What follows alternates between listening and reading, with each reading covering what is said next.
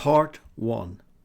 Donald Trump left the world gasping with his announcement that the USA would take over Gaza. First he said he would buy Gaza, but then that was changed to a de facto annexation with no requirement for any American soldiers on the ground. You can see here how stressed the King of Jordan was about his plans and his bully tactics. That's a worried man. Trump likes to give the appearance that he is highly concerned for the welfare of the Gazan people, who in fact are Palestinian people who fled to the Gaza area only after the UN renamed areas of Palestine as the new state of Israel in 1948, and the new incoming settlers immediately attacked villagers, making them flee or be killed. For them, this time was known as the Nakba, meaning the catastrophe. Many of these people can trace their history back to the days of Christ, and though predominantly Arab Shia Muslims, in 1948, 10% were faithful Christians and could date their heritage back to first century evangelism.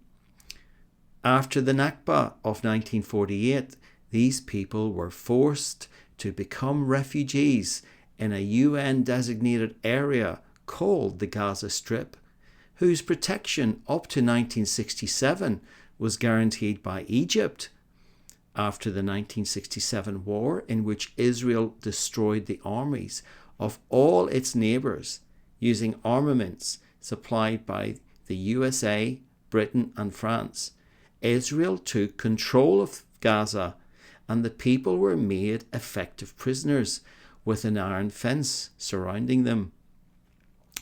This is some pretext to help us understand who the Gazan people are and the predicament they find themselves in after 16 months of relentless bombing and death.